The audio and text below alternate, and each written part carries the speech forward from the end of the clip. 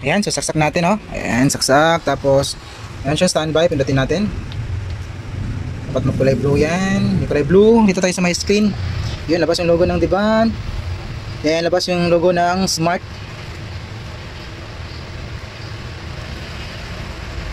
So, antayin natin. Ayun, labas na po yung logo ng no signal, no?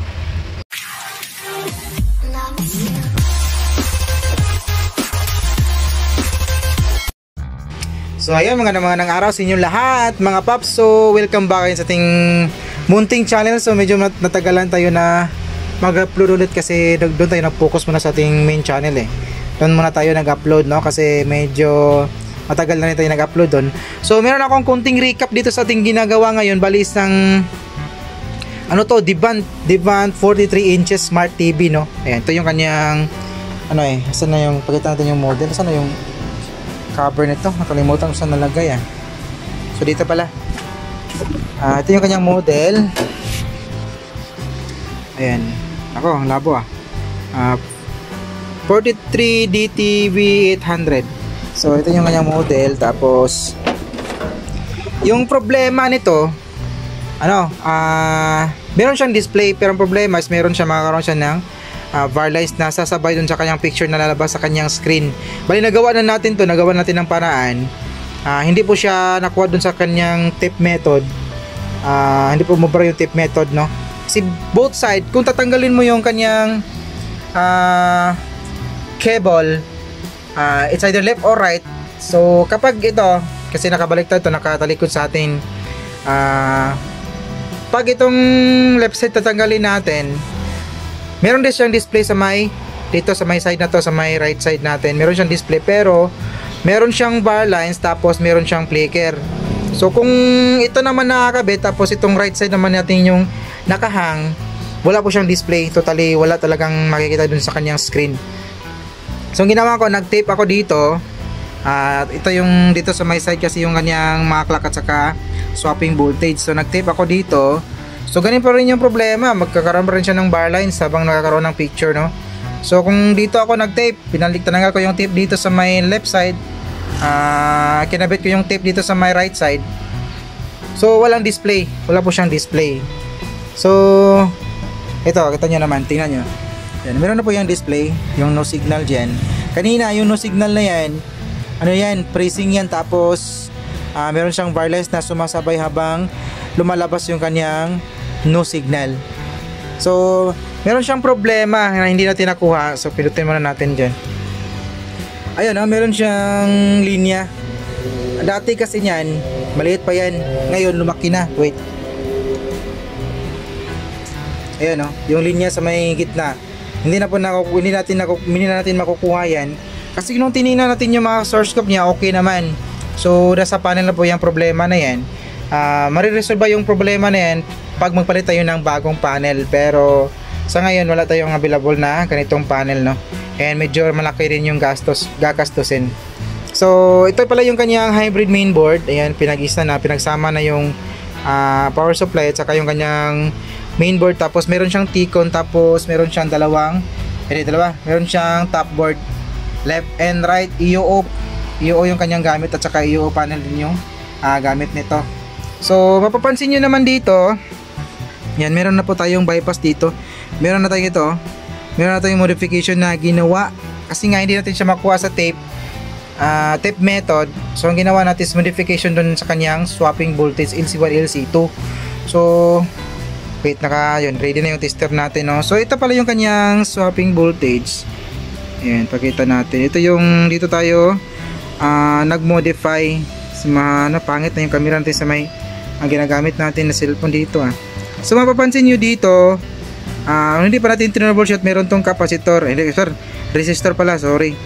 Meron tong fusible resistor dito, yung mga ano yan, dot na silver na yan. Ito resistor, tapos resistor dito, tapos resistor, tapos resistor. Ito yung ganito yung kanyang mukha, yung forma ng resistor na tinanggal natin dito para ma-disable natin yung swapping voltage na papasok, para ma-disable pala yung LC1 resistor swapping voltage natin galing sa my source. Ito yung ating level shifter. Ito, dito nagagaling yung swapping voltage natin saka yung kanyang clock. Ayan. Dito. So, tinanggal natin yung resistor dito para mawalan ng supply. Para mawala yung source na galing sa may level shifter na papasok doon sa may left side at saka right side ng panel natin dito. So ang ginawa ko is unang subok natin is unang subok kasi natin ito yung ating LC1, ito yung LC1. Ito yung LC1 natin, check natin kung ilang voltahe. Di ba nasa swapping siya, nagne-negative, nagbi-BGL, nagbi-BGH. Ayan Tapos ito naman yung ating LC2 katabi niya. LC2 naman yung LC2. Ayan Yan, swapping voltage din siya. Pero dito sa may natin, ito na yung papasok sa may left and right na panel natin. Ito ay modify natin. Pinagsama natin yung LC1, LC2 na papasok sa may panel, kinonektan natin sa may BGH line. Ayan Ito yung magnetic wire natin, nakakonekta na po yan. Ayan, BGH line po yan mga bro. Yan BGH line yan. Ayan So BGH line, mayroon tayong BGH line natin is 30 volts. So kung tututukan natin dito, itong linya na to, ayan, fix na po na 30 volts yung pumapasok dyan dun sa ating panel. Para lang na mawala yung ating vertical wire lines at saka mawala yung flicker. Ayan. Kasi kung ginawa ko kanina, LC1 connecta natin sa may BGH, LC2 pupunta naman sa may BGL. So kalaunan, mga ilang segundo lang makakaroon siya ulit ng flicker. Wala na yung balance pero meron siyang flicker.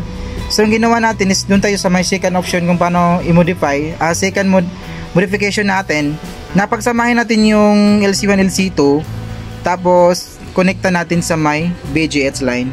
Ito yung BGH line natin. Ayun, natutuling ako. Ayan, ito yung BGH line natin. So medyo mahirap to. Kailangan mo tanggalin yung 4 na resistor dito na ganitong forma para mawala ng supply, para ma-disable mo yung source na galing sa may level shifter, para ma-bypass mo yung steady na BGH supply dun sa kanyang LC1, LC2 na papasok sa may left and right side ng ating panel. So yung mga ganitong problema or mga ganitong troubleshooting is hindi po to para sa mga para sa mga customer, kundi para sa mga technician, kasi medyo masilan yung ganitong trabaho. Kasi kung nagkamali ka dito, posibleng sibak yung panel. So once na masibak yung panel, ang sinisisi ng mga customer yung vlogger. Ayan. So sinunod daw nila yung procedure, tapos nagka-problema daw. So yun nga yung laging sinasabi sa mga video natin, hindi po natin nirekomenda yung mga customer yung na magmayari ng unit. Na sila po yung gumawa ng mga ganitong mga problema. Ayan, so yun nga mayroon tayo kasi tayo mga natatanggap na feedback na dahil daw sa mga ginagawa natin na pagbibigay ng impormasyon ng paggawa ng mga tutorials video tungkol sa pagre-repair ng TV, sumihina po yung repair. So siguro merong factor, siguro merong kunting factor siguro, pero malaki din kasi ng yung natutulong or ibigay na kaalaman ng YouTube mismo. Kahit na sa sarili ko, natuto rin ako sa mga master natin na nabibigay ng mga impormasyon dito ng mga pagre-repair. So yun sa akin is in-expand ko lang yung idea na nakuha ko sa kanila para din naman makatulong sa mga kapwa technician natin. So wala po tayong intensyon na makasagasa or yung mga hindi maganda sa ating kapwa. Is yung intention po natin is makatulong, So pero meron talagang mga tao na hindi makaka-appreciate sa ginagawa natin. So hayaan na lang natin yun, So hanggang makita pala natin na hindi na po normal na po yung unit natin. Ayan. Check natin dito. Ayan, labas yung logo ng Devant. Then Smart TV. So yung gitna na yan, sinabi ko kanina, hindi na po natin kaya yan. Kasi nasa panel na mismo yung problema niyan. Pero yung flicker at saka bar lines is nagawa po natin ng paraan. So pwede na pagtiyagaan ni customer.